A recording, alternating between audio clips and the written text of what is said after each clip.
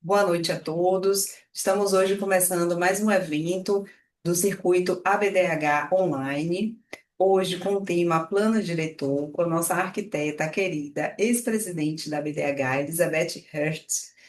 E nossa noite de hoje nós começaremos com a apresentação da BDH, né? Sempre importante a gente trazer, porque tem pessoas novas na associação e a gente precisa estar sempre pontuando as nossas ações. Na sequência, a Renata Gomes vai explicar rapidinho como é que está funcionando o grupo de estudos do plano diretor.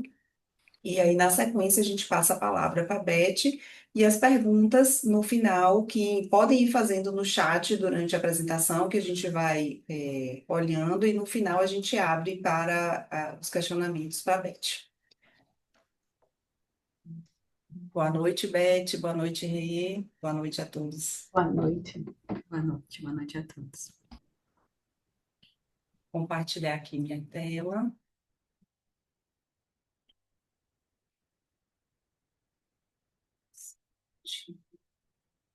Vocês estão vendo minha tela bem? Sim, Então, aqui a apresentação da BDH nessa gestão de 2024. A nossa presidente atual é a Doris Vilas Boas, nosso presidente futuro, o Valmor, e a presidente passada, Ana Paula Pérez. Então, a ABDH é essa associação que preza pela continuidade das ações entre as gestões, sempre elegendo o próximo presidente para manter as ações e os alinhamentos. Os principais objetivos da gestão atual é tornar o conhecimento mais acessível. Para isso, a gente está, daqui eu acredito que uns 30, 60 dias, mais tardar, a gente vai estar lançando a plataforma Educa BDH. Essa plataforma ela vai conter vídeos, aulas, gravação dos eventos, e vai estar disponível através do site da BDH. Vai ser um local de formação de conhecimento, ampliar a presença em todos os estados da federação. Esse é um dos objetivos também da nova gestão, mesmo em lugares mais distantes, em estados que não tenham um número de associados ainda muito grande. A ideia é ter lá um representante que possa ser esse ponto de contato e que a gente possa fomentar e levar o conhecimento para todos os cantos do Brasil. Fortalecer o protagonismo das regionais, esse é um ponto muito importante, fazer com que as regionais realmente atuem e mostrem o seu diferencial. Cada região, cada estado tem uma peculiaridade, né? E a gente tem feito essas ações de incentivo para que todos possam mostrar o que tem de melhor em seu estado. Promover a multidisciplinaridade. Na nossa reunião na Assembleia foi lindo porque tinha no palco como representantes e diretores da BDH, engenheiro, enfermeiro, além dos arquitetos, né, que éramos maioria. Agora a gente já tem na nossa diretoria já tem outras disciplinas. Integrar a associação nas reflexões normativas. Isso é um trabalho que a BDH já vem fazendo e essa gestão continua investindo em trabalhos junto com a Anvisa, junto com o Corpo de Bombeiros, né? Participando de cadernos técnicos e levando e formalizando esse conhecimento na área de saúde, que tem crescido a cada tempo, mas há pouco tempo atrás, quando eu comecei os estudos na área de saúde, a gente tinha muita dificuldade em achar aonde estudar, aonde pesquisar, e isso a cada dia vem mudando mais. Outro objetivo principal dessa gestão é aproximar dos hospitais e associações do setor e construir comunidades saudáveis. Essa daqui é bem assim característica da nossa presidente Doris, que tem sido muito afetuosa, muito colaborativa. E nós tivemos reuniões com todas as regionais, com todos os integrantes da BDH, e isso, de fato, tem construído relações muito prazerosas e positivas entre nós da gestão, que estamos hoje ocupando aqui a presidência, com as regionais nos estados. Então, a gestão hoje da BDH tem a Doris como presidente e nas vice-presidências a Fernanda Ventura, que está aqui com a gente, a Cristiane Silva como técnico científico, Márcia Brandão, a vice-presidente administrativa financeira, e o Guilherme Xavier, o presidente de marketing. E eu, que estou na vice-presidência executiva. A minha presidência tem alguns objetivos e algumas ações, tem os grupos de trabalho, né, os grupos de inovação, formação de lideranças e integração nacional. E aqui eu posso destacar que a gente tem como meta, e já iniciamos a construção disso, a elaboração dos manuais de congresso e da revista, e revisitar o manual da BDH, que foi feito inclusive na gestão de BED. Éramos um grupo de trabalho e a gente elaborou o manual da BDH, e esse manual está sendo revisto agora nessa gestão. A vice-presidência técnico-científica. Aqui a gente pode destacar a questão dos grupos técnicos de discussão, que esse evento de hoje faz parte desses grupos, que um dos grupos é o grupo de plano diretor, que foi um tema mais pedido na pesquisa de expectativa que nós fizemos no final do ano passado. Tem um grupo também de qualidade do ar, que é tocado aí como cabeça a Kátia Fugasa, lá do Rio de Janeiro. Desde o ano passado, esse grupo se reúne e se permanece até esse ano com reuniões mensais, tá?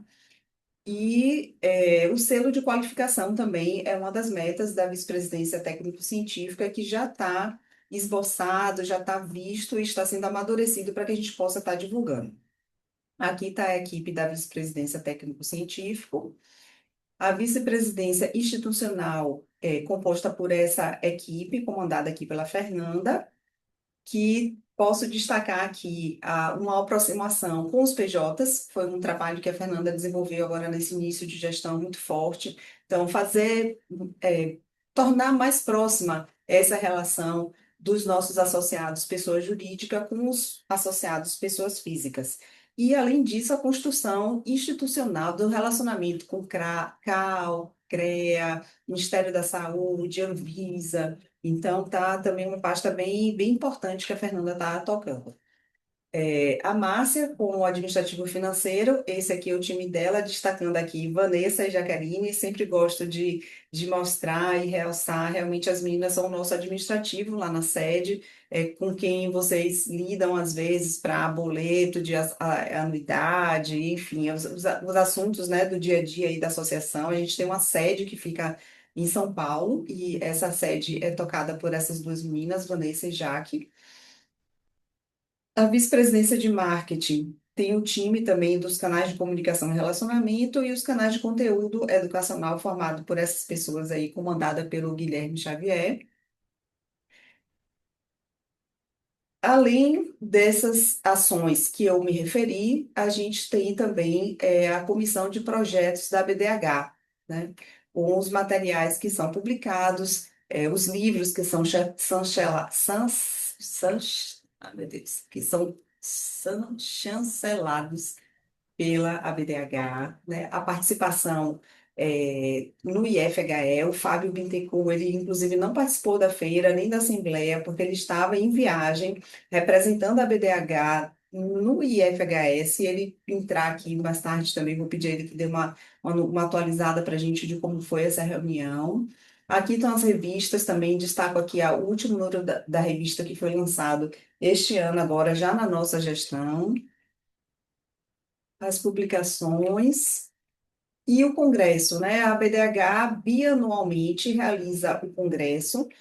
E o próximo ano será em Brasília, então todos estão convidados já. Vai ser em agosto do próximo ano, provavelmente na última semana de agosto. A gente ainda está fechando essa questão da data e o local, mas já está bem encaminhado.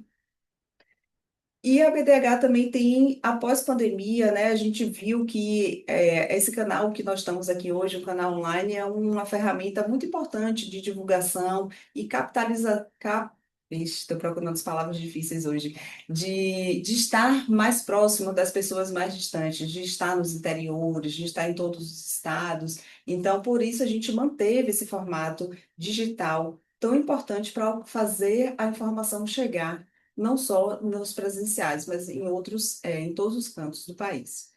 Aqui as ações é o Conecta BDH, que são os podcasts que já estão sendo gravados, né, e serão disponibilizados lá no site da BDH. O Educa BDH, que é essa plataforma que eu falei, né, que vão ter as aulas, os vídeos gravados.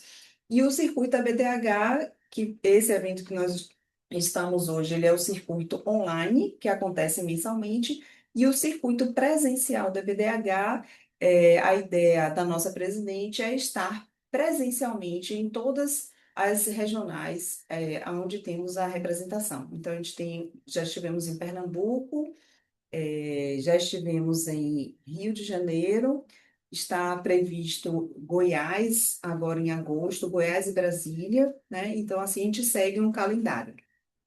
Então, muito obrigada. Essa aqui é os nossos canais digitais, né? Sigam a gente aí no Instagram, o LinkedIn, e acompanhe aí todas as novidades dos eventos que a gente tem programado. Então, a Dori chegou, dá uma boa noite. Boa noite, gente. Feliz de estar aqui para assistir nossa querida Beth. Cris também, nossa presidente aí, técnico-científico da Alzinho. Eu vou passar a palavra então agora para a Renata Gomes. Eu vi que a Renata Pascoal também está aqui, faz parte aí do grupo, a Renatinha. E aí, para elas explicarem um pouquinho como é que está funcionando o grupo técnico do plano diretor. E aí, na sequência, Renata, você já pode passar para a Beth iniciar a fala dela, tá bom? Tá bom, obrigada, Amélia. Bom, como a Amélia falou, então foi formado o grupo de estudos sobre o plano diretor, sendo aí o assunto mais solicitado, né, na pesquisa que foi feita entre os associados. Então, criamos um grupo que está sendo moderado pela Renata Pascoal, que está aqui também, a Bianca Braga por mim. E a ideia, né, o objetivo desse grupo é que a gente seja um espaço de reflexão a partir de conceitos, práticas, metodologias compartilhadas, né? Para que a gente tenha como estratégia difundir a importância do plano diretor hospitalar no país e sensibilizar pela cultura do planejamento. Então, a ideia é que a gente tenha no resultado das nossas conversas a elaboração de uma nota técnica que a gente fale, então, e defenda as estratégias aí de importância do planejamento através do plano diretor. Então, nós temos uma agenda já criada, é um encontro por mês. Fizemos um primeiro encontro, que foi em abril, que na verdade foi um nivelamento, foi só para a gente apresentar e ver as pessoas interessadas. Esse aqui é o segundo encontro que a gente vai ouvir a Beth com essa experiência do plano diretor, e a gente segue com uma agenda nos próximos meses. Então, quem fez a inscrição na primeira o primeiro evento, que está no Simpla, o evento está aberto ainda no Simpla, e a gente abriu para todas as sessões, todos os meses já. Então, quem fez a inscrição uma vez já está inscrito para todos os meses. E aí a gente vai mandando ao mês a mês uma notificação, um lembrete da data. Eu vou também aqui compartilhar para vocês no chat o link para facilitar quem quiser fazer a inscrição e fazer essa busca com as datas, tá bom? E a gente vai divulgar também nos próximos dias, deixar divulgado as datas para facilitar a lembrança de todo mundo. Nós fizemos também um Google Forms, é, que já teve muita participação de preenchimento, mas quem não preencheu ainda, estiver interessado, preencha.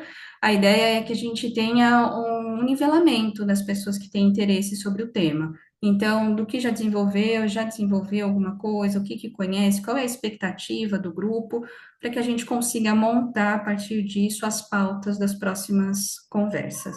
Tá? Então, essa é a ideia do grupo.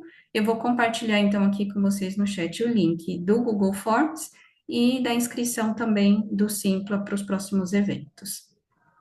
Qualquer dúvida também, fique à vontade para nos chamar, para perguntar, estamos à disposição. Tá bom, se faltar alguma coisa, a gente complementa no final, então. Obrigada. E aí eu passo a palavra, então, Beth, por favor, fique à vontade.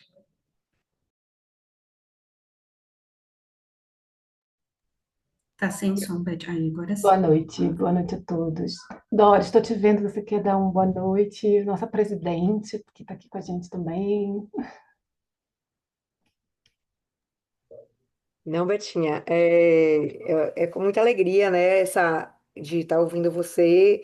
A gente propôs que todos os ex-presidentes estivessem mais próximos do conhecimento do dia a dia da BDH, então a gente teve com a sequência, né, ouvindo todos os presidentes, e Beth, em especial, deu match no nosso grupo de estudos, então é o tema que mais as pessoas querem ouvir, e é o que Beth fala de forma brilhante, né? Eu participei do curso também lá no Rio, que foi incrível, então tenho certeza que será uma noite maravilhosa. Muito obrigada, Beth, por sua presença aqui, por todos aqui, mais de 70 pessoas, um coro maravilhoso.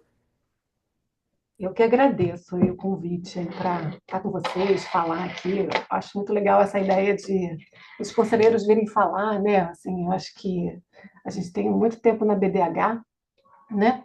E eu acho que cada um de um jeito se aproximou, né? E eu acho que de resultado, assim, eu fico tão feliz porque eu vejo tantos nomezinhos conhecidos, alguns rostos que a gente está vendo aqui, mas tantos nomes conhecidos, assim, um oi para todo mundo, obrigada por todos estarem aqui, assim, fico muito feliz, assim, porque eu acho que a gente, o resultado, o melhor resultado da BDH, né, desse convívio que a gente tem, é essa amizade que a gente vai criando, vai crescendo, né? Às vezes a gente tem umas pessoas que estão longe, mas estão tão perto, assim, né? Tem a Gabriela que está ali, ela está em Brasília, mas eu sei que ela está pertinho, assim, né, Gabriela? Assim, a gente, outras tantas. Cristiane que está no Rio, pertinho, a gente mal se vê, mas que a gente, né? Porque uma precisar, a outra vai ajudar, a gente sabe disso, né? Assim, a gente cria uma amizade que eu acho que é bastante legal, assim, no, no, né, dentro da BDH, se a gente fala que a gente tem essa família, que eu acho que é um pouco isso mesmo, a gente, né, com tanto tempo de convivência, a gente vai se conhecendo tão bem, vai se compreendendo um ao outro, eu acho que é muito legal, né? E alunos também, estou vendo vários alunos, vários amigos, enfim, muito feliz aqui, agradeço muito que vocês tenham vindo. E aí, assim, eu preparei porque a Doris e a Amélia pediram para que a gente falasse um pouquinho sobre a BDH antes de começar. Falasse uns 10 minutinhos sobre nossa ação dentro da BDH, nossas atividades dentro da associação. E aí eu fui separar algumas coisas, né, para colocar aqui. E confesso que foi uma sessão nostalgia, assim, porque eu acabei achando algumas fotos, algumas coisas assim que me lembram de coisas muito, muito bacanas, muito boas, assim, né? E aí eu vou compartilhar com vocês só para a gente bater um papinho sobre como foi tudo, né? Estou aqui tentando compartilhar. Vocês me dizem se vocês estão vendo, se tá, a apresentação está direitinho, se vocês estão me ouvindo e tudo certinho. Tá certo? Tá tudo certinho, estamos Sim. vendo, te ouvindo super bem. Tá ótimo. Então, assim, eu comecei a fazer projeto para espaços de saúde 2 anos depois de formada, assim, logo no INCA. Minha imagem está congelada ou é impressão minha? Voltou, voltou. Tá. No INCA. Então, assim, lá atrás, eu não vou falar em datas nem números, mas assim, é muito tempo atrás, e naquela época a gente tinha muito pouco acesso à bibliografia, as normas eram poucas, né? Poucas pessoas trabalhavam com saúde, com projetos de saúde. E aí eu descobri a BDH, eu descobri a Hospitalar. E fui para o segundo evento lá do Hospitalar, que tinha um congresso de arquitetura, de engenharia e arquitetura dentro do congresso, e fui assistir. E aí lá eu conheci o Dari, que é uma amiga queridíssima até hoje, e ela me convidou para ir num happy hour que estava acontecendo no escritório do Jarbas Karman. Ele tinha juntado, assim, tinha levado, assim, tinha combinado com várias pessoas que a BDH naquela época estava em formação. Foi aí que eu conheci a BDH, né? E aí, voltando para o Rio, tentei ver quem é que estava, o que, que a gente tinha, como é que eram as pessoas que estavam como associadas e tal. E aí foi quando tudo começou. Aí eu trouxe essa foto aqui para vocês verem lá atrás. Olha só, Elzinha, eu, a Dak, que é uma amiga muito querida de muito tempo, ela não está mais na BDH, mas a gente se conhece, a gente é amiga até hoje. Cláudio Miguel, que vocês conhecem, e o Fábio, olha que fofo, né? Então, isso aqui é uma foto lá do IAB. Tinha outras pessoas também, mas assim, a gente fazia. Nessa época, o Fábio já queria escrever, queria fazer as produções, né? E a gente fazia um informativo a PDH. Era o único que tinha no Brasil inteiro, e a gente aqui no Rio de Janeiro, a gente desenvolvia esse informativo. Era duas folhas, assim, que abria e a gente tinha anúncios das patrocinadores, tinha os textos, tinha as novidades em relação à área, né? E aí tudo começou assim, né? A gente começou a desenvolver, a trabalhar, promovendo encontros. Esse daqui foi o segundo congresso, que foi aqui no Rio de Janeiro, olha lá, foi em 2006. Olha nossas fotos aqui, todo mundo bem, bem novinho aqui, né? Então a gente fez esse primeiro. Eu era diretora regional, porque foi assim: eu primeiro era coordenadora de eventos, depois coordenadora de marketing. Eu fui sendo várias, com todas as possibilidades de cargos dentro da regional. Passei uma vez a ser, no lugar da Cláudia, diretora regional do Rio de Janeiro. Foi quando a gente fez esse congresso, né? E aí depois, assim, sempre tinha um cargo. Depois o Fábio me deu a função, né, de ser é, vice-presidente também, assim, que foi muito legal, né? Então, a gente tem até uma foto aqui que a gente está com todas as pessoas da vice-presidência, que foi assim, acho que foi a parte mais interessante, assim, o melhor cargo que o Fábio poderia me dar como vice-presidente executiva, porque eu tinha a função de ir nas regionais.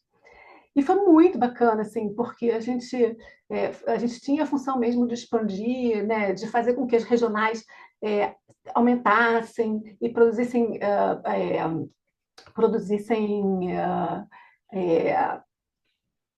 eventos, né? Então eu fui lá na Bahia, né, Doris, você lembra? Fui em Recife, né? E assim, vamos lá, vamos produzir, assim, e a gente, né, ia em vários estados para a gente começar a ampliar mesmo, assim, a fazer com que as regionais desenvolvessem atividades. Em 2017, a gente fez o IFHE aqui, que foi no hotel Otton, aqui em Copacabana, que foi assim também muito bacana, porque a gente recebeu muitos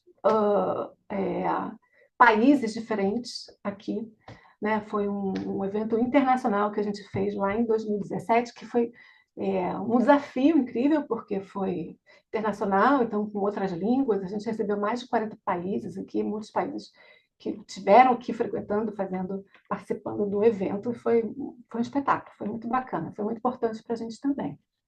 E aí, em 2020, em plena pandemia, né, a gente assumiu a presidência nacional da BDH. Em plena pandemia, assim, de 2020 a 2022, foi a nossa gestão, né? Assim, eu estou aqui num evento digital, né? Meninas, vocês devem lembrar disso, né? Porque o Emerson saindo, ele fez um evento digital lá em Santa Catarina, e aí eu fui para lá de avião, morrendo de medo, né? De pegar. Eu lembro que eu fiz 2 máscaras, assim, porque eu tinha medo do avião, mas eu tinha que ir, porque eu tinha que assumir lá a gestão, o evento era lá. Mas só a gente estava lá, assim, a gente aqui está sem máscara, mas nos bastidores todo mundo com máscara, com álcool gel, assim, era uma neura, assim, né? E a gente assumiu lá, né? Nesse dia. E a gente teve esse desafio, né, de desenvolver uma gestão à distância, sabe? Todo mundo em casa, né, durante muito tempo, 2020, 2022. E aí a gente é, fez muitos eventos, a gente tentou criar eventos digitais para as pessoas continuarem unidas, para a gente não perder o engajamento de todos os associados. Então, a gente criou atividades. E naquela época a gente assim, tinha essa coisa todo mundo cansadíssimo, né, do meio digital, né, porque a gente ficou em casa trancado e só tinha computador, então a gente tinha que ganhar a atenção das pessoas, e isso foi um desafio para a gente, assim, foi bastante. é, eu acho que foi muito diferente de qualquer outra gestão que a gente tenha, que outras pessoas tenham tido, né? Mas a gente continuou e fez a hospitalar. Eu acho que uma coisa que a gente fez que foi bastante importante foi o site. Tinha muito tempo que ele era um site muito antigo, então ele não tinha as necessidades, e esse site ele veio com cadastro de associados, com pagamento, com uma série de coisas, inclusive com um portal do conhecimento, que para a gente era muito legal, assim, é importante a gente ter é, material, conteúdo importante, conteúdo com uma certa curadoria, né? Não é qualquer conteúdo, é de fato um conteúdo de valor, né? Importante. Então, a nova gestão da Doris está dando continuidade a isso, eu acho que esse é um ponto bastante importante. A gente desenvolveu aí em 2021, né, porque o seminário do PHG, que é Public Health Group, que foi um seminário dentro do IA, que era um seminário que seria aqui no Rio de Janeiro, em 2020, um evento internacional da União Internacional dos Arquitetos. Então, é um grupo lá dentro. A gente fez todo esse seminário junto com a Fiocruz, né? E foi muito interessante porque se discutiu saúde naquele momento e se elegeu o ano de 2021 o ano internacional da arquitetura para a saúde, né? Entendendo como era importante se pensar em saúde dentro de qualquer tipo de arquitetura, não somente da arquitetura da saúde, mas que saúde tem que estar em todos os lugares, né? Em todos os ambientes, e a arquitetura tem que ter esse entendimento e trazer para qualquer área essa noção do espaço com saúde, né? E aí, né, a gente, em 2020, a gente deveria ter tido o congresso, a gente não teve. O Emerson preparou o seminário digital de 2020, porque a gente não tinha como fazer ainda.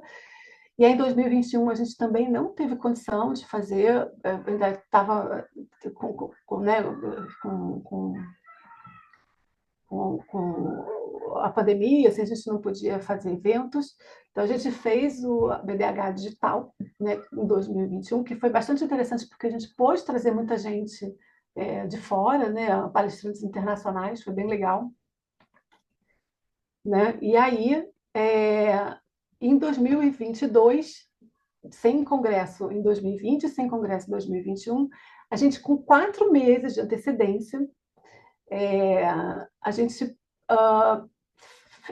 resolveu, decidiu que ia fazer o congresso, né? Lá em Recife, que já estava organizado para acontecer dentro do ano, né? Também era a troca de gestão, a gente passaria a gestão para a equipe da Ana Paula, né?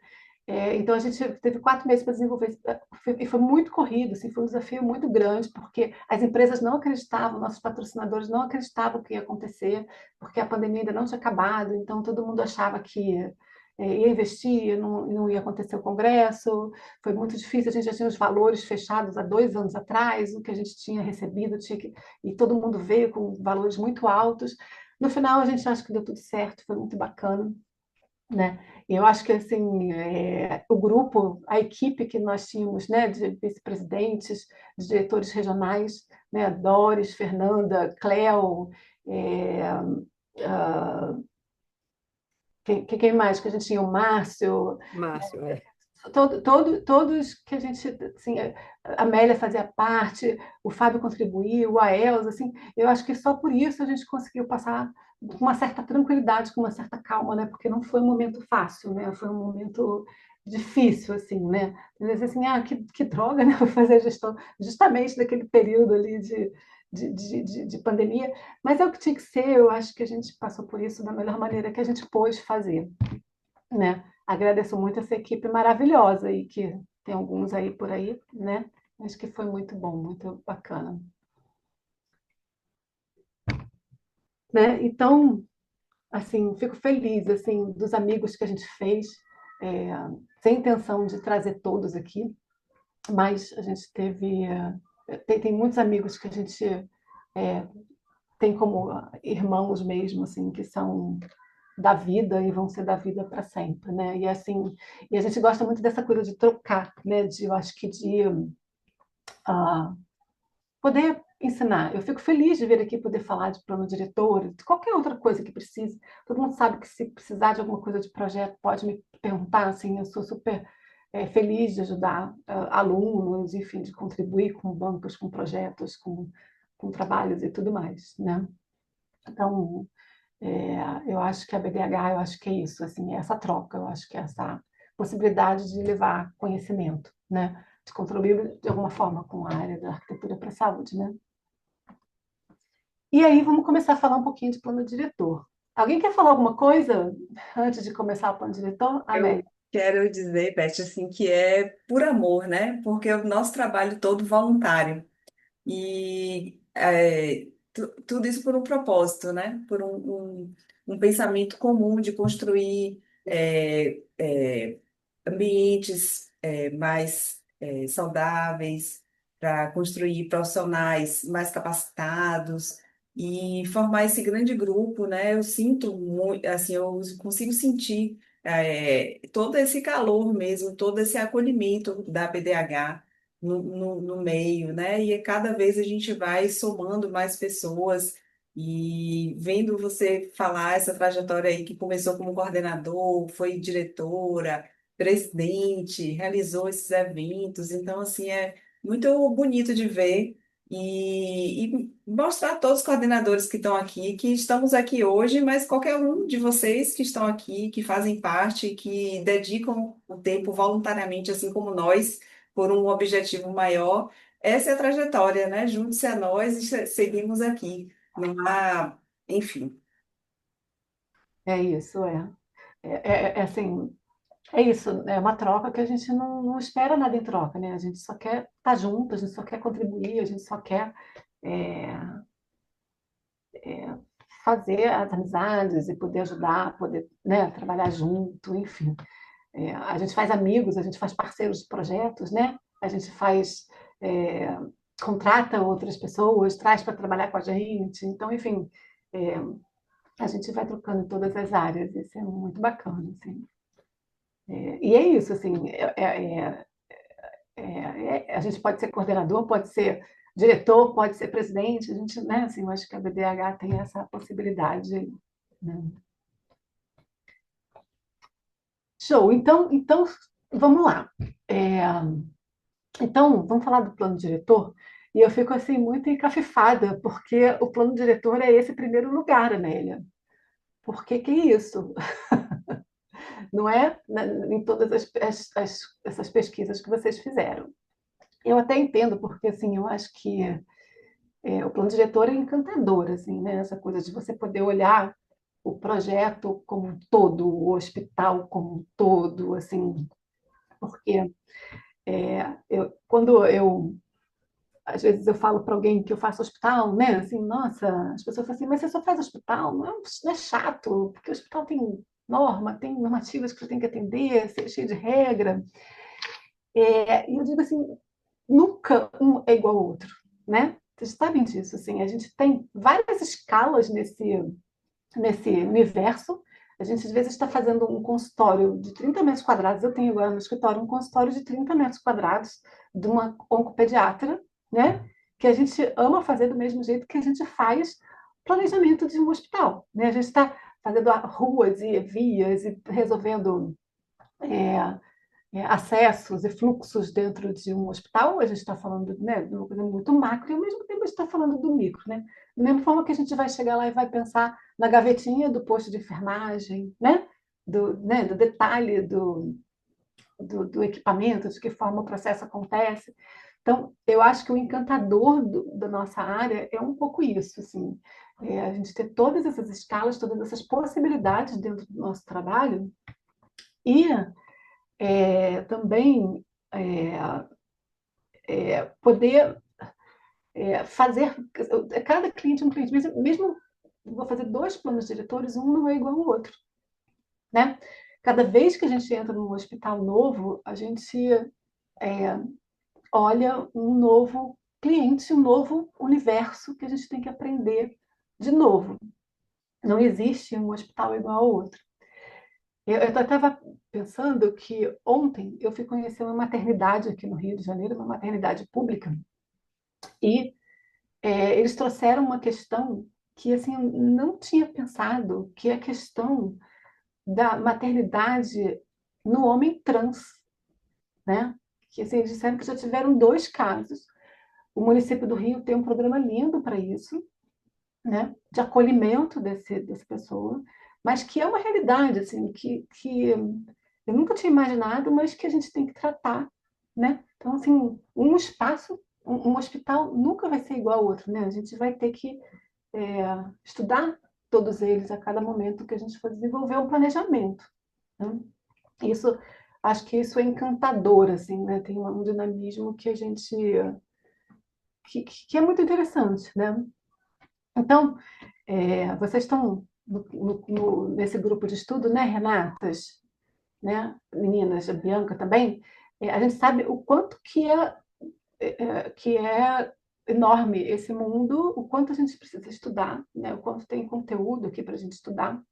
E eu não pretendo, nesse pouco tempo que a gente tem aqui nesse dia de hoje, esgotar todo o assunto de plano diretor, né? Então, eu resolvi, assim, trazer um pouco menos de teoria, um pouco menos da parte de teoria e de metodologia, e trazer um hospital, um case, para a gente ver junto, para demonstrar como foi acontecer o desenvolvimento do projeto, né? Então, mostrar mais para vocês como que foi o projeto, né? E aí, eu estou trazendo o Hospital das Clínicas de Recife, que eu tenho, assim, fico mais confortável no sentido de que a gente tem um manual, né, que é público, então esse projeto é público, então eu fico mais confortável de mostrar para vocês, né? Tá? Então, vamos começar olhando um pouquinho, entendendo o que é esse conceito de plano diretor, né? Então, vamos lá aqui. Mandrigano diz que é o planejamento de edifícios hospitalares que constitui, nos dias atuais, tarefa de grande complexidade em função dos múltiplos intervenientes que necessitam ser simultaneamente analisados e conciliados. É uma complexidade grande, né, de assuntos, né, e que a gente precisa trabalhar em conjunto, né? A Carolina Mendes, vai dizer que o plano diretor se destaca como importante instrumento de ações por ser o elo de ligação entre o planejamento estratégico e a arquitetura do empreendimento. Um dos melhores planos de diretores que eu fiz foi para a Casa de Saúde São José, quando coincidiu da gente fazer o plano diretor e, ao mesmo tempo, eles estarem discutindo o planejamento estratégico. Então, isso acontecia de 8 em 8 anos, né? E o planejamento estratégico foi acontecendo junto. E aí foi um trabalho muito bom, assim, produtivo, assim, interessante trabalhar as 2 coisas acontecendo ao mesmo tempo, né? Muitas vezes a gente vai a um hospital e não existe o planejamento estratégico, né? Que é muito ruim. A gente devia chegar ao hospital e ter, mas poder avançar com ele, eu acho que é bastante interessante, assim, quando a gente tem essa possibilidade de trabalhar com a gestão também pensando nisso. E Werder fala que o edifício hospitalar tem um prazo de validade e uma responsabilidade social intrínseca de se expandir, reconstruir-se e equipar-se continuamente. A gente sabe que um hospital deve ficar, né, sempre fazendo as obras, fazendo avanços tecnológicos, incluindo novas atividades, novos serviços. Então, assim, a ideia é que esse projeto que um hospital esteja sempre se renovando, sempre evoluindo. Nesse sentido, o plano diretor é importante porque ele vai dar um norte, né? Ele vai dar um rumo, né? Ontem, nessa maternidade, eu dizia que o plano diretor ele é devagar e sempre, né? Ele existe lá, sempre você vai estar sempre cumprindo alguma partezinha dele e um destino correto, né? Um rumo certo, né? Porque se a gente não tem como um documento diretriz, assim, como um documento norteador, a gente vai cometendo erros ao longo da estrada, ao longo do caminho, né? Ele serve para ajustar, para ter um planejamento melhor, né? É, a gente sabe o quanto convencimento a gente tem que fazer, né, do gestor para ele entender que isso é necessário. Eu vejo que isso hoje está mais fácil, assim, as pessoas têm mais uma percepção de que isso é importante, de que o plano diretor é importante. A gente vê isso muito mais hoje do que alguns anos atrás, né? E as pessoas têm percebido essa necessidade de ter um pensamento global, assim, né, de pensar o projeto hospital como um todo, né? Então, ele vai dizer para a gente, né, o que devemos fazer e de que forma nós vamos fazer, né? Onde a gente está, que cenário é esse que a gente está e onde a gente pretende chegar, né? Então, pode demorar 5, 10, 20, 50 anos, né? Mas ele vai ser ali nosso norte, esse nosso orientador para o futuro, né? E aí entender aonde a gente quer chegar. Quem vai definir isso não é só a arquitetura, o planejamento estratégico da instituição é que vai levar a isso, né? Então, eu vou mostrar para vocês o projeto do Hospital de Clínicas de Recife, que é um hospital modernista, né, moderno, da arquitetura moderna, que assim me gerou tanta curiosidade e reflexão que agora eu estou fazendo mestrado. E o meu case meu estudo de caso é o Hospital de Clínicas das Clínicas de Recife, né? A ideia é o plano diretor como instrumento para requalificação e conservação patrimonial dos hospitais que são instalados em arquitetura moderna, né, em prédios de arquitetura moderna. Porque assim, tem uma especificidade, né? A gente tem que entender assim, o que se tem a preservar, enfim. É uma questão que a gente vai conversar aqui. Então, nós fomos contratadas, uma equipe, um consórcio que a gente montou, assim, fomos contratados pela EBSER para fazer esse manual de desenvolvimento e gestão de plano diretor físico hospitalar. E tinha como piloto, para aplicar o método, a metodologia,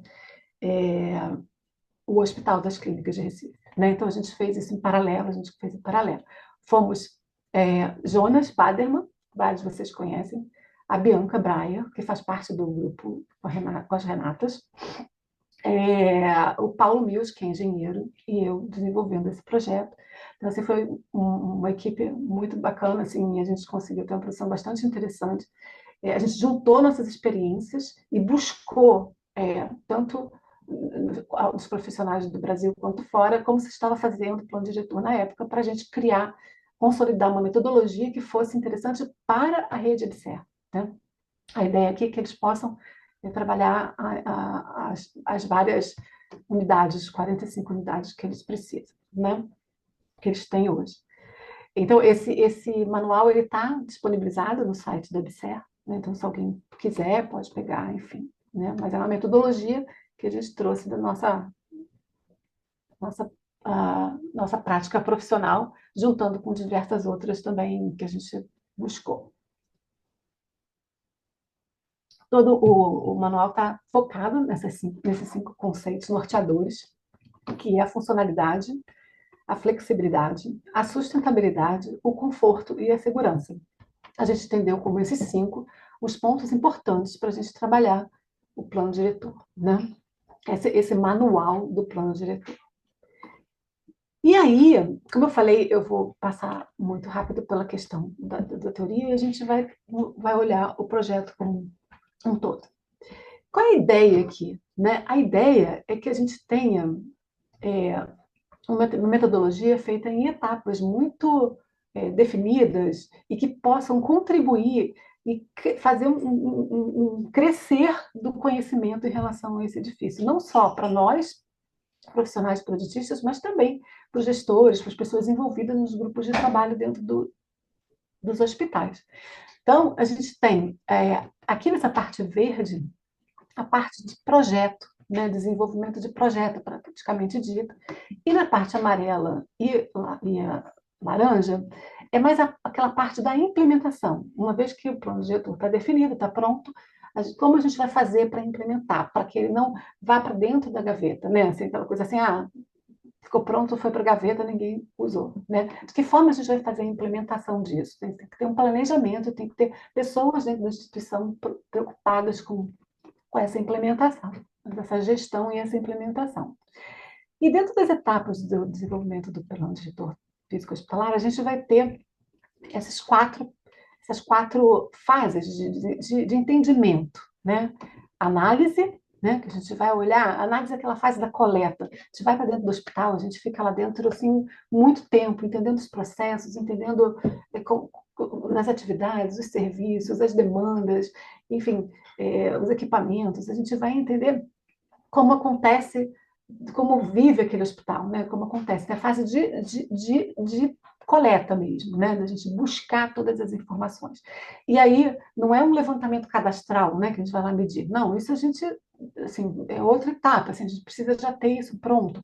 É a gente junto. Não dá para mandar o estagiário fazer isso. A gente vai lá e vai desenvolver é, esse, essa, esse, esse conhecimento, né? Vai entender, vai conhecer isso. Depois a gente vai para a fase de diagnóstico, que é trazer uma crítica, né? É avaliar, analisar o que a gente viu, do que a gente buscou, do que a gente coletou, dos nossos achados em campo e fazer um entendimento, entender aquilo. Aqui é muito importante voltar com o gestor e olhar, olha, a gente viu isso, é isso. Você tem mais alguma coisa aqui para contar aqui? Sabe, sempre tem coisas para a gente dividir e entender juntos. O prognóstico já começa a trazer as diretrizes do projeto, né? Assim, o que esse projeto precisa ter? Ele vai crescer para onde? Quais são as vocações que a gente encontrou, as oportunidades? O que a gente pode trazer aqui como possibilidades de desenvolvimento e de expansão? E isso tudo vai dar para a gente conhecimento de causa, assim, vai dar entendimento do que é aquele hospital, porque não é simples, ele é complexo e a gente precisa compreender.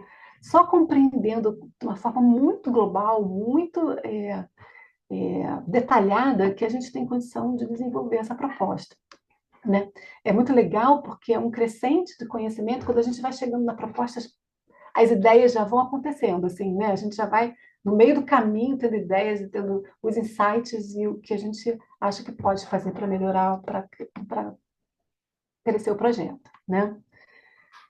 Tá? Então, assim, trabalhando nessas 4 etapas aqui, a gente tem isso aqui um pouco maior para vocês poderem ver um pouco mais. E aí, vamos lá. A análise, né? Aí, como eu falei, assim, eu vou mostrando o projeto para a gente poder ir discutindo aqui essas etapas, entendendo melhor essas etapas.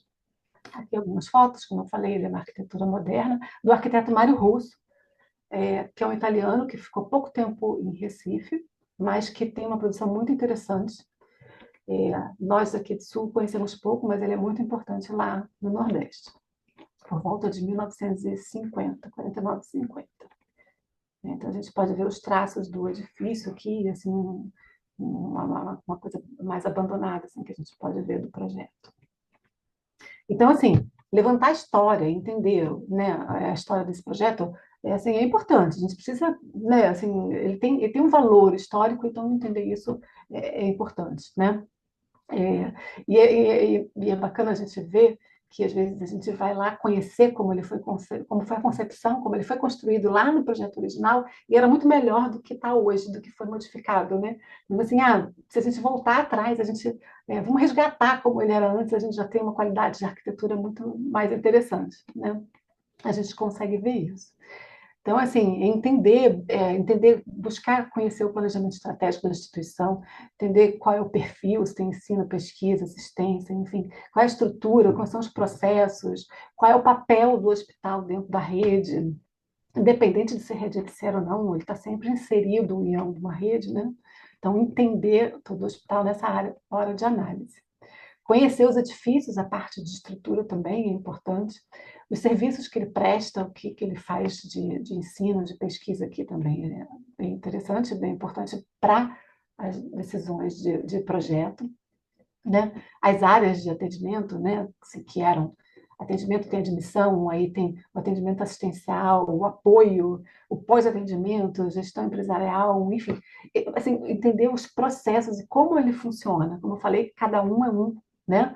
Então, buscar entender de fato todos os dados aqui são importantes aqui para o projeto, né? Para a gente poder conhecer aquele hospital, aquela instituição. Entendendo que assim que a gente vem de fora, né? Assim, às vezes assim, o gestor conhece muito, ele está impregnado com algumas decisões que são demandadas e ele precisa resolver, mas a gente está vindo de fora, então a gente precisa igualar os conhecimentos e ter essa visão de poder enxergar com certo distanciamento, né? O que faz com que a gente compreenda algumas coisas que quem está ali o tempo todo às vezes não compreende. Mas escutá-los assim é muito, muito importante, assim, ouvir as pessoas chaves. Isso precisa acontecer nessa fase de análise, né, de busca de coleta de dados. E aí avaliar, né? Assim, a gente vai começar a diagnosticar, vai começar a entender e a criticar mesmo, né? Assim, no sentido positivo, assim, perceber quais são as questões, quais são as questões do projeto, enfim, as questões da instituição, do macro para o micro, assim, entendendo a inserção urbana, de que forma que ele se relaciona com a área externa, com a vizinhança, que impacto que ele causa nessa vizinhança, enfim, fluxos, acessos de entradas e tudo, assim, de como ele está ali colocado nessa malha urbana importante. E de fora para dentro, né? E aí, como são os acessos internos? Como que isso acontece? Como é que você separa serviço de público? Separa ou não? Carros, veículos, enfim. Nesse hospital, a gente tinha tudo acontecendo aqui. A gente tem público, serviço, tudo acontecendo aqui. Assim, era uma coisa que, de cara, a gente entendeu que a gente precisava resolver, né? Então, o fluxo foi, assim, eu acho que quando a gente acerta o fluxo, assim, a gente precisa entender qual é o fluxo, ajustar, pensar em todas as possibilidades de acesso, de fluxo, a gente consegue resolver 80% de todo o hospital, né? Assim, de todo o projeto. Assim, ele é muito importante, tanto o fluxo horizontal como o fluxo vertical, né? A gente já vai acertando, né, o desenho do hospital quando a gente vai acertar essas circulações, né, que normalmente estão muito comprometidas. Eu falei assim, prédio histórico, né, às vezes se você resgatar o que era antes, era melhor do que o que aconteceu depois.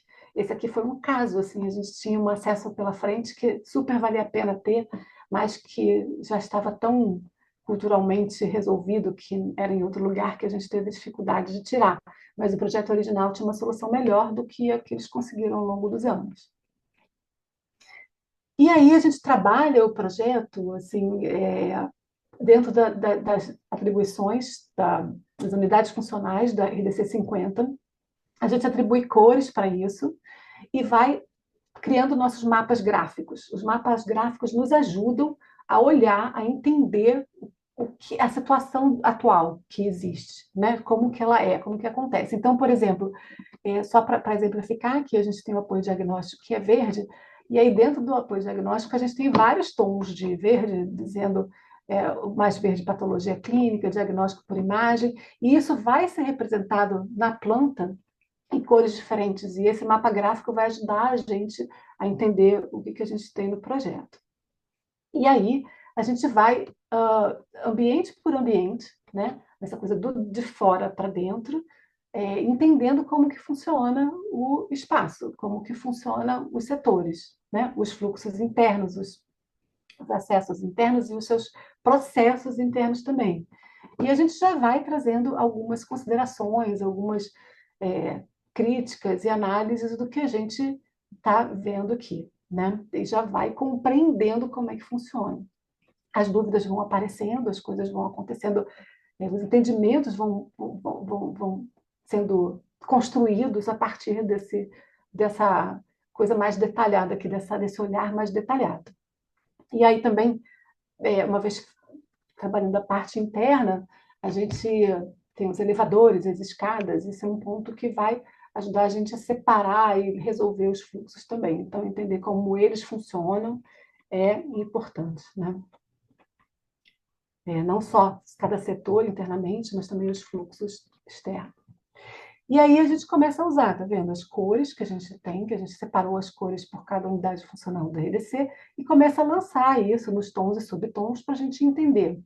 A gente começa a perceber, por exemplo, que a gente tem um ambulatório aqui, né, outro ambulatório aqui, e uma área de oncologia e quimioterapia no meio, que é essa verde, tá vendo?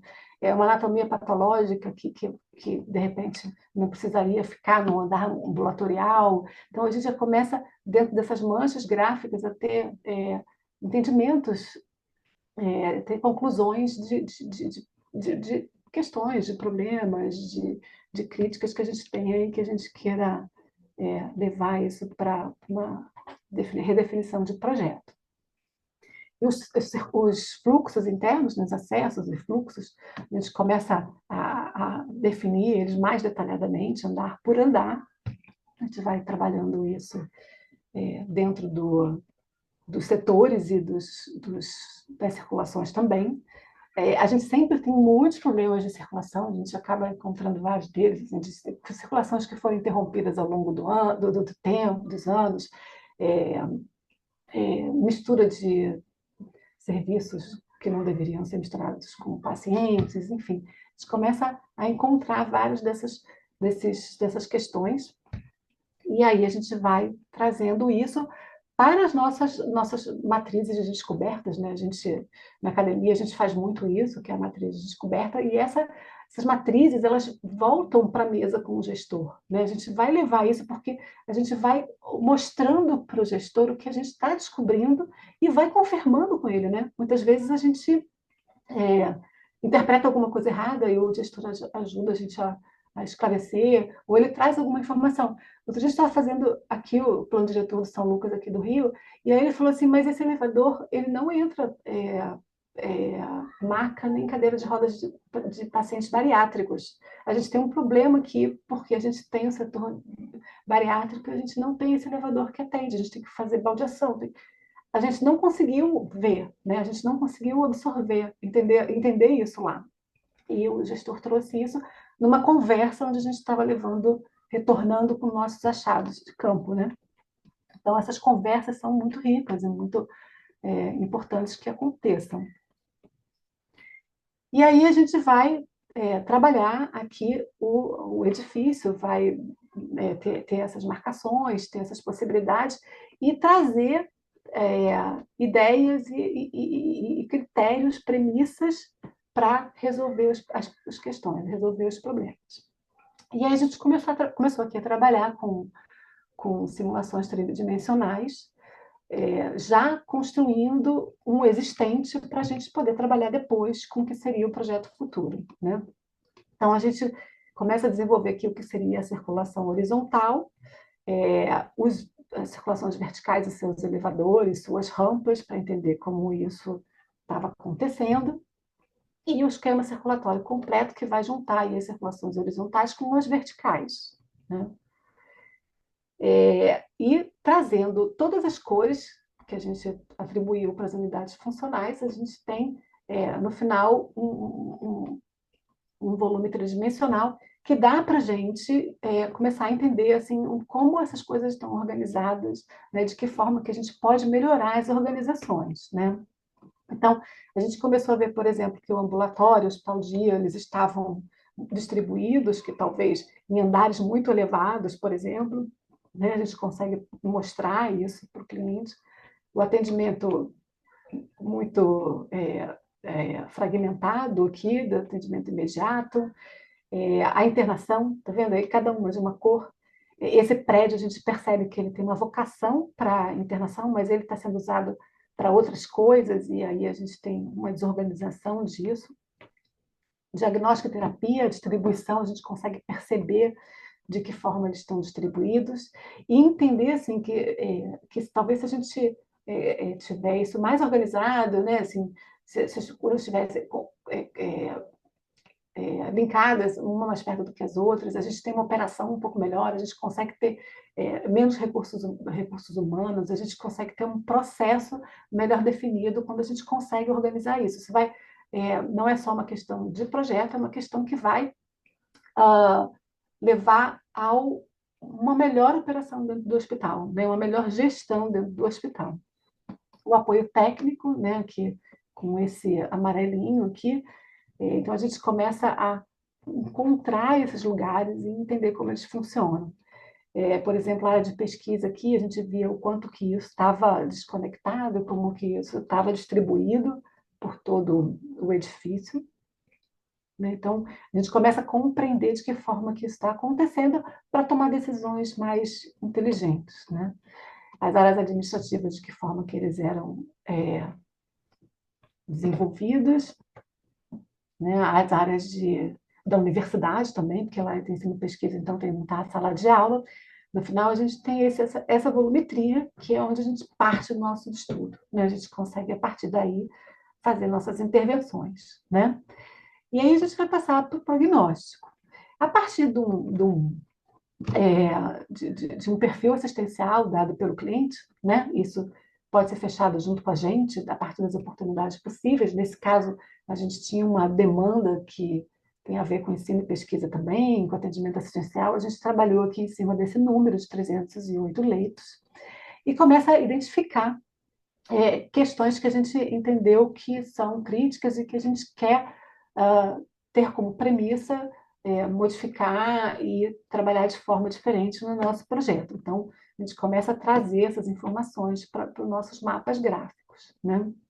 E aí, a partir do número de leitos, a gente vai buscando montar, né? A gente tem o número de leitos, o número de internação, né? Observação, a gente tem todo esse perfil assistencial aqui. Né? Então, a gente vai trabalhar em cima do programa de necessidades. Que o programa de necessidades, ele nada mais é do que uma lista de todos os compartimentos que um projeto, que um setor precisa ter. Então, aqui, por exemplo, a gente tem um resumo por unidade funcional, ainda coloridinho, né, naquelas cores que a gente viu lá. Então, a gente tem o total dessas unidades funcionais aqui. Mas, por exemplo, para a gente entender como isso funciona, a gente tem, por exemplo, o ambulatório.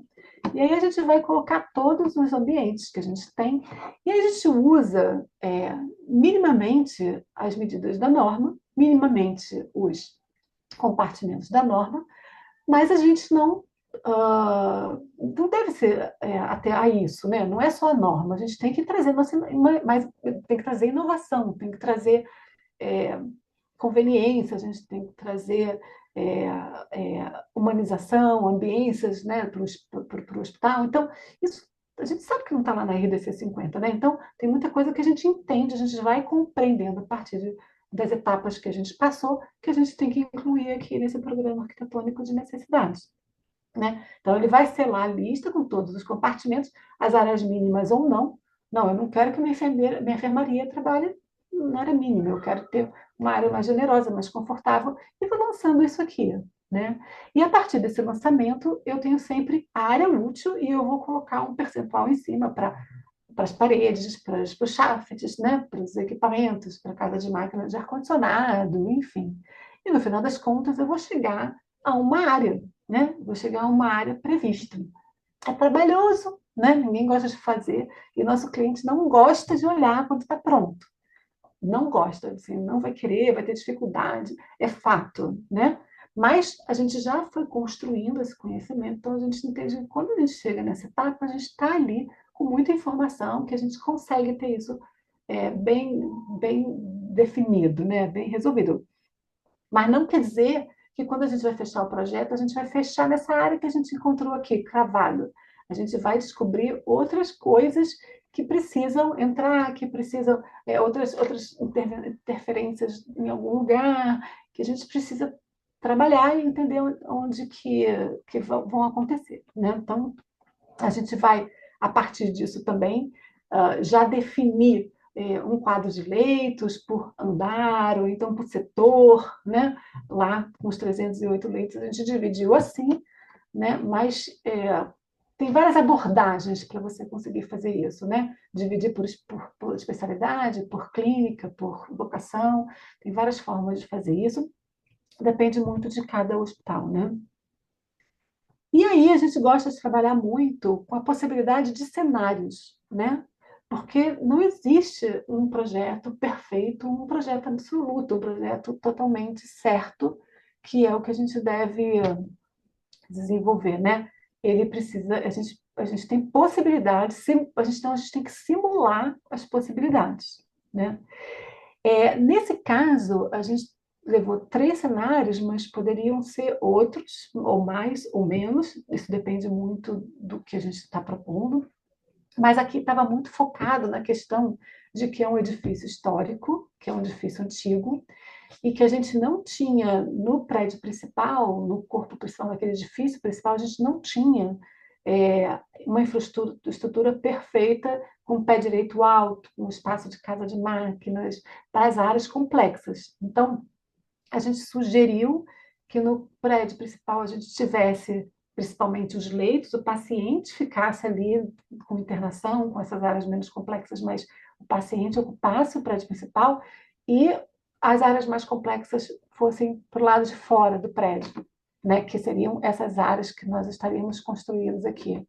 Então, a gente tem algumas possibilidades, centro de pesquisa aqui ou aqui, a gente queria que o centro de pesquisa fosse um ícone para o edifício, né, que tivesse uma relevância, porque está aqui na beira da estrada, e a gente queria construir um edifício um pouco mais interessante, e isso não foi abraçado, assim, não foi aceito.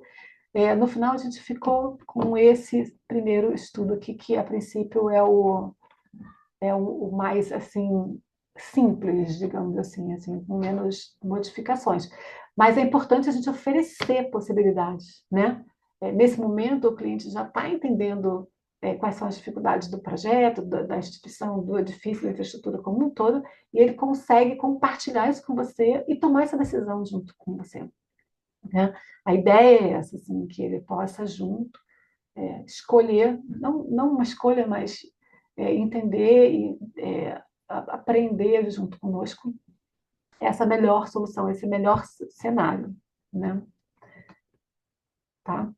E aí a gente começa, a partir disso a gente fez, a gente chegou num quarto cenário, digamos assim, que tem muito a ver com o primeiro, mas que absorve elementos dos outros. Então, o nosso projeto final acaba trabalhando um quarto cenário aqui, nessa proposta. Podia não ser assim, mas aqui, depois de todos os entendimentos, a gente percebeu que a gente tinha um quarto cenário aqui para trabalhar.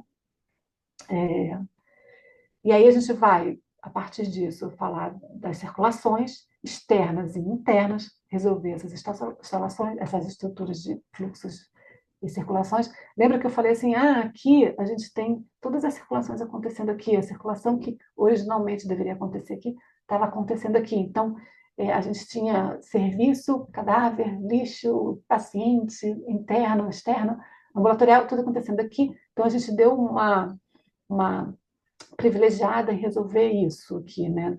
Para isso a gente criou uma rua aqui atrás, que não existia, mas isso virou uma rua de serviço, né? Aqui no fundo, né? Então a gente reviu tudo isso e é um fluxo externo que está linkado, vinculado ao interior. Aqui a gente tinha como possibilidade resgatar a entrada principal por aqui, mas a gente não teve esse retorno, não teve essa aprovação, né? E aí a gente traz nova circulação horizontal, de que forma que ficou, né? Essa rosa interno, o amarelo ambulatorial, né? E o vermelho, o rosa, o vermelho, né? E o amarelo ambulatorial e o azul, os pacientes internados. A gente consegue enxergar isso aqui, né? A partir disso, a gente cria lobbies, a gente fez muitas demolições para resgatar a iluminação natural, né? As pessoas vão construindo, né? Vão construindo um prisma, vão construindo na frente da janela, isso é uma coisa que sempre acontece, então, assim, a gente vai tentando limpar isso para buscar o conforto ambiental original do prédio. Aqui, os blocos, os fluxos verticais que a gente propôs para resolver tanto a questão do escape quanto a questão de função, né? Bombeiro, assim, a gente precisou que isso acontecesse, então a gente já traz os fluxos verticais em torres aqui, né? Juntando aqui o esquema circulatório do que seria horizontal e do vertical. Aqui o volume, a volumetria, a gente já começa a ver um pouco mais limpo, né? Assim como a gente está organizando, a gente já começa a ter uma visualização mais interessante. A parte de ambulatório hospital-dia,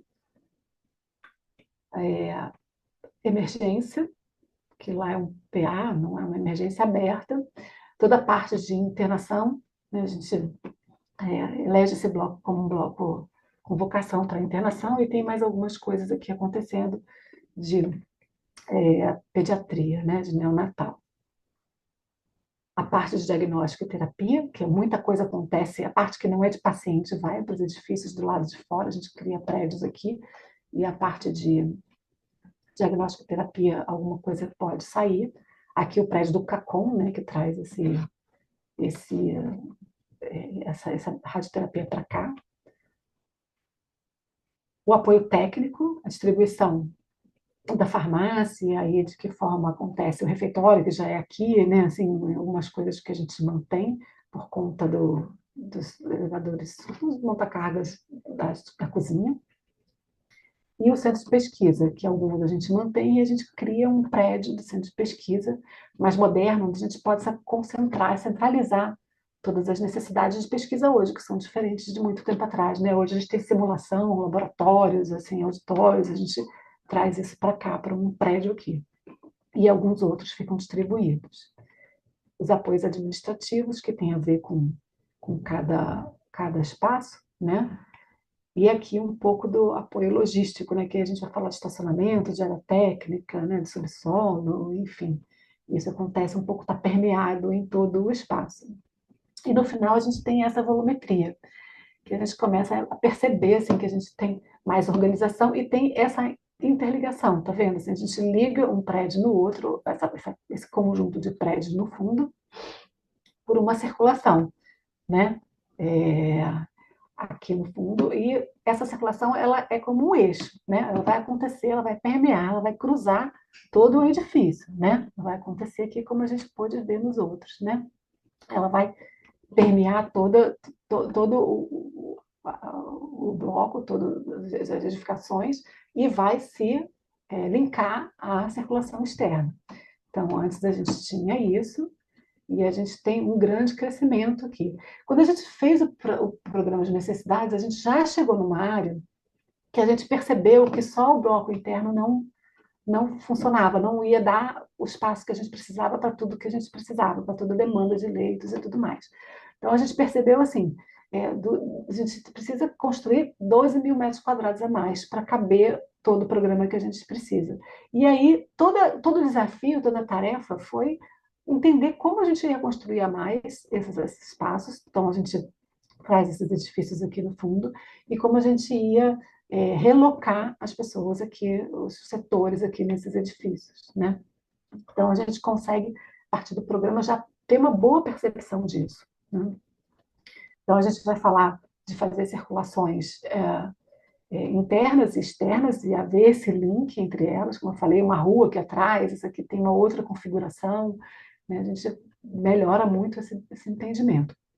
E aqui a gente começa a ver isso em planta baixa também, né? A gente define as circulações aqui, amarelo ambulatorial, vermelho técnico e médico, né? Então a gente vai fazendo isso andar por andar e definindo andar por andar, né? Sempre tentando ter aquela coluna, aquela linha de circulações.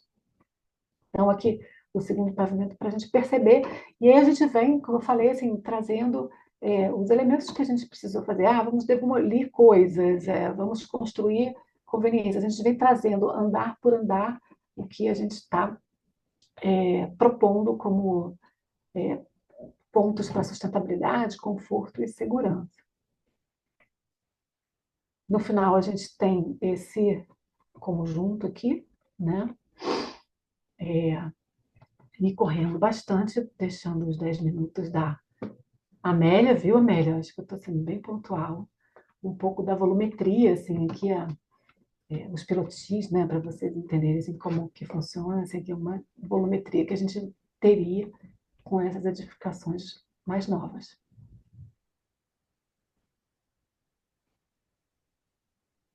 É isso. Agradecendo muito a equipe, que eu acho que foi um trabalho muito bacana e importante que a gente fez juntos. Bianca, Jonas e Paulo Mills, assim, foi bem bacana. E toda a equipe do Ebicer, né?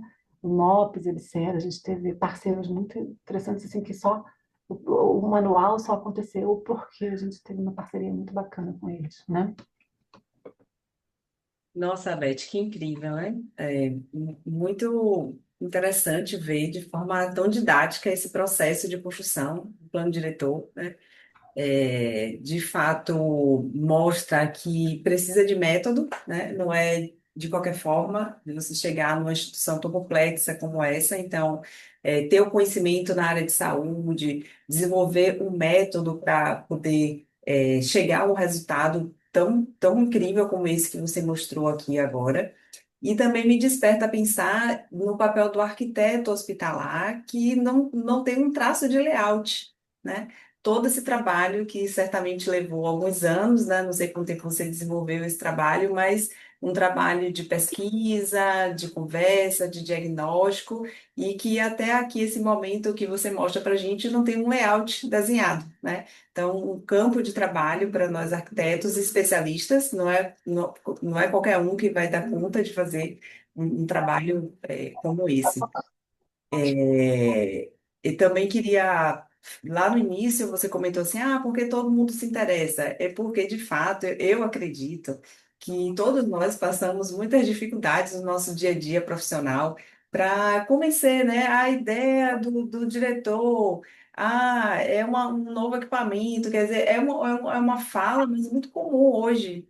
Com todos nós que lidamos com os projetos de saúde, as coisas ficam muito assim, ou atropeladas por uma emenda parlamentar, ou atropeladas porque tem que expandir, e acaba que essa é uma dificuldade muito recorrente nas instituições, né? Poucos, assim, se a gente fizer uma proporção aí de quantas são novas edificações e quantas são edificações reformadas, ampliadas, a gente vai ter com certeza um número bem díspare aí, né, de muitas edificações que precisam ser reformadas, né, requalificadas. Mas indo aqui para o chat, tem N elogios, muitos elogios da sua palestra, muito didático, a escala de cores fica super fácil de entender. Também ficou curiosa, Beth, qual o programa que vocês utilizaram? Depois eu gostaria de saber.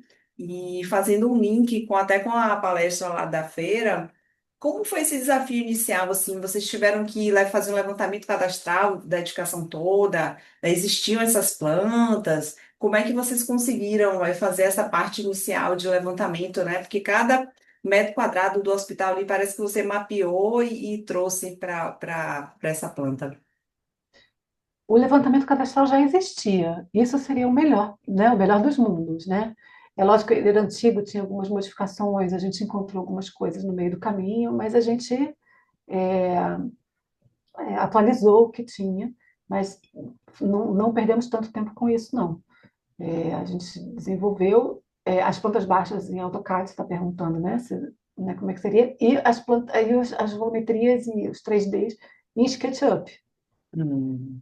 Mas eu acho que se a gente tivesse feito com o BIM, muito provavelmente a gente tinha feito isso mais rapidinho, assim, porque a gente não tinha essa experiência, né? E uma coisa podia transformar na outra, enfim. Mas a gente não fez, não. Não fez em BIM.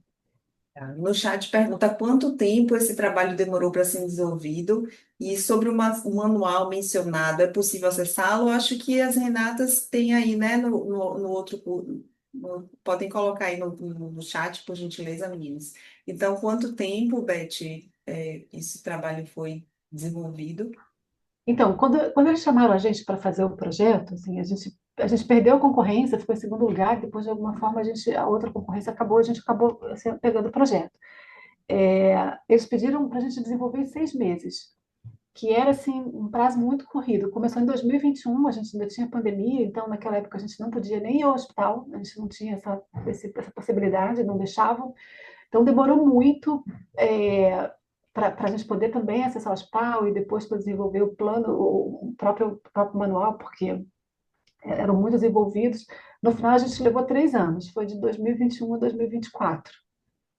Poderia ter sido um pouco menos, assim, mas foram 3 anos.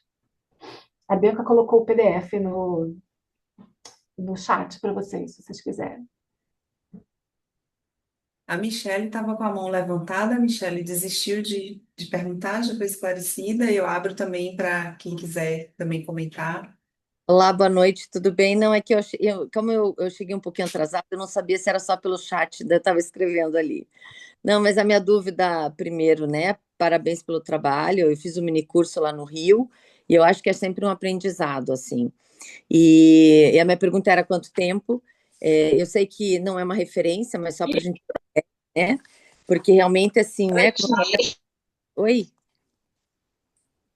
acho que tem alguém falando. Pode falar, eu acho que foi Posso alguém que falar? abriu o microfone.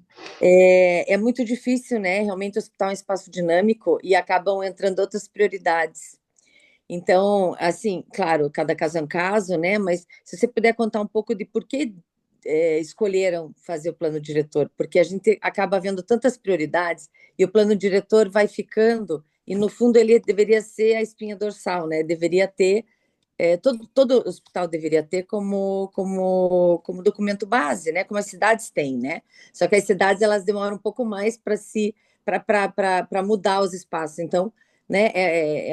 De 10 em 10 anos, segundo o Estatuto da Cidade, mas assim a gente deveria ter os planos diretores dos hospitais como realmente uma meta. Até por isso que eu achei super bom ser um dos primeiros, né? Os mais procurados temas. Então, entender um pouquinho assim de que equipe multidisciplinar você trabalhou, se tinham enfermeiros, médicos, e assim, como foi também a aprovação dentro do hospital, porque às vezes acaba mudando direção, às vezes acaba mudando os interesses, então, mas claro, acho que realmente a gente tem que superar tudo isso. Mas só para contar um pouco da experiência da aprovação e das discussões, se, né, se você quiser comentar, porque, como eu falei, não é uma regra, mas eu acho que vale como aprendizado para todo mundo, né? Obrigada. Sim, obrigada, Michelle. O plano diretor ele tem que ser dinâmico, né? Assim, ele não é um documento estagnado, parado, assim. E isso é muito importante, porque enquanto a gente fazia o plano diretor, muitas coisas precisaram acontecer no hospital, né? Muitas coisas precisaram ser construídas, serem reformadas, serem mantidas. Não dá para parar tudo e esperar o plano diretor ficar pronto. Então, ele tem que acompanhar isso. E aconteceu sim, a gente estava quase terminando o projeto e a gente teve uma gestão nova que pediu para a gente mudar algumas coisas, né? Teve meio que um espaço de tempo ali até ter um entendimento e no final a gente teve algumas modificações a fazer, mas isso a gente tem que absorver, né? Eu acho que ele precisa ser possível, ser flexível, porque senão ele não vai avançar, né? Senão ele não vence o tempo, né? Não vence os anos. E o plano diretor está ali como norteador, são premissas, norteador de um projeto que vai ser construído a longo prazo. Inclusive, tem alguém aqui perguntando, eu acho que foi a Marli, essa questão da gente desenvolver o projeto de cada unidade, de cada setor, ou só entregar como uma setorização. O plano diretor ele é só uma setorização, porque a gente, por exemplo, a hemodiálise, por exemplo, foi um projeto imediato, eles já precisavam desenvolver a hemodiálise, porque tinha que implantar. Então, desenvolver esse projeto. Mas, por exemplo, a oncologia é um projeto para o futuro. Então, você não vai fazer um estudo preliminar agora, você não vai fazer um layout de um projeto agora. Você vai fazer só quando precisar dele lá na frente, até porque a demanda vai mudar, provavelmente, a tecnologia, a medicina, né? Então, você vai construir o layout, o estudo preliminar com compartimentos, com salas, circulações, ele mais detalhado, muito lá na frente, a hora que você precisar. O plano, ele é uma setorização. Isso é importante a gente entender. A gente não vai construir um estudo preliminar para o prédio inteiro agora. Ele é essa setorização que a gente viu aí. Assim, né? Manchas, são manchas que vão definir a localização dos espaços. E ao longo do tempo, né? Como eu falei assim, devagar e sempre, mas rumo ao caminho certo, ao caminho correto, ao destino correto, né? Ao longo do tempo, quando chegar a hora, você desenvolve o setor correto, né? O setor daquela, né, daquela área, daquela prioridade. E, assim, a definição de prioridade, ela é muito específica de cada hospital, né? Às vezes a gente tem que atender um PAC, às vezes a gente tem que atender a uma necessidade de ensino, às vezes a gente tem que atender a normativa, alguma exigência de vigilância sanitária, né? As exigências são muitas, né? São diferentes, né? Então, a priorização é também um ponto muito importante para o avanço do plano diretor, né? Assim, e são vários as premissas para que isso seja definido, né?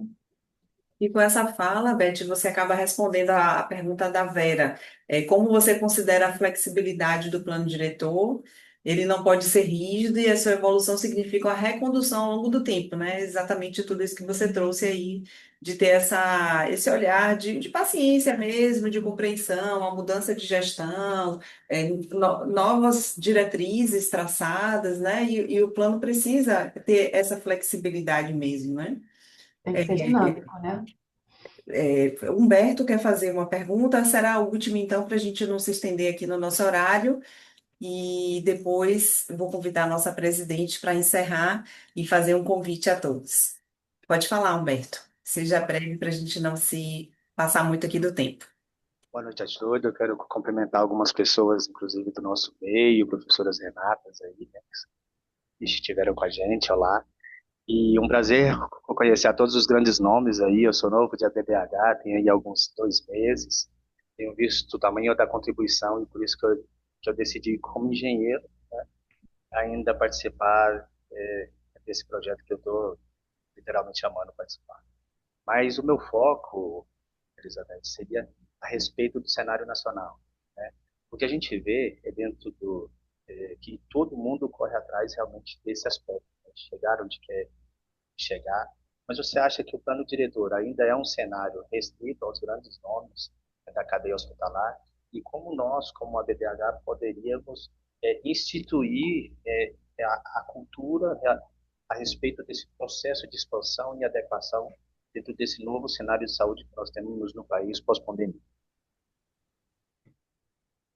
Olha, eu acho que não tem volta. Planejamento é necessário. E eu vejo tanto público como privado buscando fazer isso, sim. Com dificuldade, não é fácil, né? É o que eu falei assim, muitas vezes a gente chega num hospital que não tem nem planejamento estratégico da gestão, quanto mais um plano diretor, né? Não consegue nem definir assim, qual é a vocação, vou investir em quê, quantos leitos eu preciso, qual é a minha demanda. Às vezes tem dificuldade até de responder isso, né?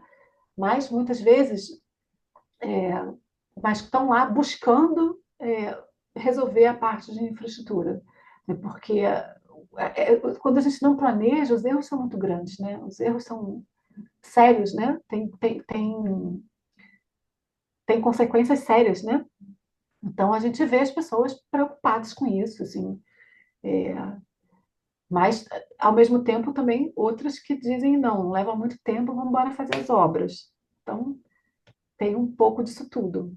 Mas assim, eu sempre digo que é um trabalho de formiguinha, né? A gente tem que ter um convencimento. A gente vai convencendo e vai é, ensinando para o nosso cliente, né? Um pouquinho disso, assim, aos poucos ele vai aprendendo, assim, entendendo com a gente, né? Tendo nosso entendimento também. Eu acho que a gente precisa fazer isso, né? Acho que o grupo está tendo essa proposta, né? Que é um pouco divulgar e, e fazer com que as pessoas compreendam o valor dele, né? Né, Renatas? Obrigado. Isso, esse é o objetivo Agradeço, mesmo. Humberto, te conhecer. Então, as Renatas querem fazer algum fechamento aí, pode dar uma orientação para quem chegou depois, né, com relação a se inscrever pelo Simpla. Tem coloca de novo também o formulário para as pessoas que chegaram depois aí, o link para se inscrever é, para as próximas reuniões do grupo. E as meninas também elaboraram informes para uma troca, né? Um conhecimento melhor de quem está participando do grupo, poder orientar mais as atividades. E se as Renatas quiserem dar uma palavrinha, se não, eu passo para a Doris aí fazer o fechamento e o convite a todos. Tava procurando a mãozinha aqui, não achei no Zoom de jeito nenhum. Boa noite para todo mundo. Agradecer mais uma vez a Beth, essa experiência que eu acompanhei um pouco aqui pelo Rio de Janeiro. A gente se encontrou em alguns períodos pandêmicos e trocamos figurinhas. Na época, eu e Cris também participávamos de um plano diretor de grande porte e vivenciamos situações muito semelhantes. Acho que a Beth traz aí um resumo, como ela bem disse, né, de uma equipe, né, formada por ela, Baderman, Bianca, que está aqui quietinha, cheia de gripe, bem fanhosa, mas subindo aí os links todos para vocês. E quando a gente, né, construiu a proposta de moderar, né, o plano diretor, foi reunindo, a gente obviamente pensou, né, em toda essa experiência que a Beth trouxe, né, que foi muito exitosa, né, que tem um manual que hoje é referência, né, e vem sendo divulgado. Então é sempre muito bom ouvi-la e trazer aí essa experiência e reforçar, como a Amélia já disse, e minha xará também, minha dupla sertaneja, as Renatas, para participarem do nosso grupo, né? Eu, quando digo nosso, é coletivo, é de todos nós. Eu, Renata e Bianca fazemos apenas a moderação, cuidamos dos links, dos forms, mas a ideia, inclusive, como a Amélia disse, esse form é para a gente poder construir, inclusive, esses objetivos do grupo, né? Trazer as diferentes experiências, quem pode já trazer contribuições e com certeza a fala da Beth hoje vai ser mais um ponto de discussão para nossa próxima reunião e poder trazer os conceitos. Agora a gente vai abrir etapa por etapa, então quem ainda não chegou, né? Então fique tranquilo, a gente tem em breve a disponibilização do primeiro encontro, então que também está gravado, então quem quiser vai poder assistir e sejam todos muito convidados aí para estarem conosco. Eu queria falar, Humberto, né, ele trouxe essa questão assim, o que que a BDH, né, tem feito, o que que pode fazer. A BDH considera, Humberto, oficialmente assim, esse tema um tema essencial. A gente não pode mais fazer saúde no Brasil sem planejar. Então, a gente traz esse grupo de estudo, porque a gente considera que isso é essencial hoje no país. E é uma questão de educar os gestores. Os gestores têm que ver valor nisso. Então, a gente cada vez mais tem que trazer mais a multidisciplinaridade para o nosso meio, convidando os administradores hospitalares, convidando os médicos, diretores de hospital, para que entendam a importância disso. Então, é um trabalho realmente de educar o nosso grupo, os nossos pares, né? E também o nosso ecossistema da saúde. E dando visibilidade a quem está fazendo os projetos, né? Quem está investindo nisso. Então, por isso que é tão bom ver o trabalho de Beth, que não é de agora, esse trabalho de Beth. Acho que desde que eu entrei na BDH, Beth já dava curso, né, junto com o Baderman, né, de plano diretor, né, Beth? E é um trabalho de uma jornada muito grande, de muitas experiências que vão sendo que vão evoluindo. E esse grupo, a proposta do grupo é que justamente a gente vai contribuir, vai trazer cada um o que tem feito no seu estado, de que forma tem. Alguns fazem de uma forma mais complexa, outros de uma forma mais simplificada, mais estratégica. Então, é essa experiência que a gente quer compartilhar no grupo, né? É um grupo de estudo, não é um grupo, né? Não são uma sequência de palestras, mas é um grupo realmente de estudo. Eu queria agradecer a Beth, essa amiga maravilhosa, essa pessoa incrível, né? Essa pessoa que eu fiquei encantada com o histórico no início, Beth, toda a vontade, né, de comentar cada foto ali, né? E Beth foi aquela pessoa que veio aqui na Bahia, né, como ela falou, né, deu mãos dadas para a gente para fazer os primeiros eventos, né? E foi muito importante a presença de Beth na história da BDH, na minha história. Então eu sou super grata e com certeza o que a gente está fazendo nessa gestão é botar para frente muitos projetos que sonhamos juntos. Então eu fico muito feliz de Beth estar aqui e que a gente possa estar juntos em mais momentos, né? E tantas pessoas aqui, tantas carinhas. Eu não posso deixar de falar de Regina. Eu fico muito feliz, Regina, de você estar aqui presente em todos os nossos eventos, né? E tantas outras pessoas que estão aqui, que a gente possa fazer desses momentos oásis para o crescimento da BDH e o crescimento da saúde no Brasil. Ah, o convite. O convite é no dia 7 e 8 de agosto. Nós vamos ter um seminário internacional aqui na Bahia, que fala sobre a resiliência, dos hospitais, né, em tempos de mudanças climáticas. É um evento que vai acontecer no Hotel Mercury, aqui no Rio Vermelho. Já temos muitos inscritos, já está aberto no Simpla. Então, você que não viu ainda, vá lá no Simpla da BDH, já se inscreva. Já temos descontos para quem for se hospedar no hotel. E tem uma região ali super cheia de pousadas, todos os, né, desde a pousada até né, Ibis, tudo ali juntinho do hotel. E vai ser muito bom para a gente crescer mais ainda nessa temática que é tão importante nesse momento, né? Se fala muito nesse tema e a gente também quer falar, que trazer esse tema para o cotidiano da BDH, né? Então, se inscrevam e venham. Eu queria tirar uma foto, né, Amélia? Temos aí uma sequência. Tivemos mais de 80 pessoas, viu, Beth? Foi assim, um recorde aqui, né? Muito bom, muito feliz. Mas se quem puder abrir aí para a gente tirar uma foto, a gente vai ter 3 páginas aí de foto para tirar. Vamos Sorriam. sorriam. Vamos tirar. Vou printar aqui também. Vamos abrindo as câmeras. João, Eduardo, Gabriela, Lisandra. Aqui são de 3, viu? 3 pessoas. Um, dois, três.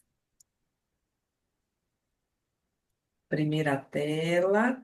Só um minutinho.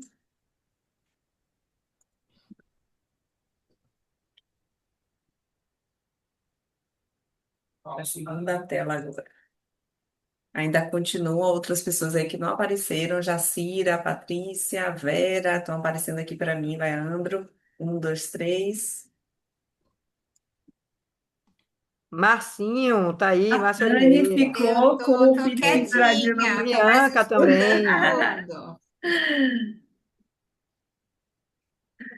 Cadê Massinha? Não vi Massinha. Cadê Tô Massinha? aqui. Não, Márcio Oliveira, que está aqui na tela 2. Ah, Márcio, peraí. Deixa eu Bianca. entrar pra tela. Ah, Massinha agora eu vi, na tela 3. Ah, Massinha, Grazi, Adriana, Michele, Moa.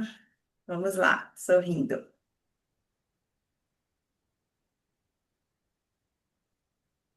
Pronto, consegui printar aqui as 3 telas.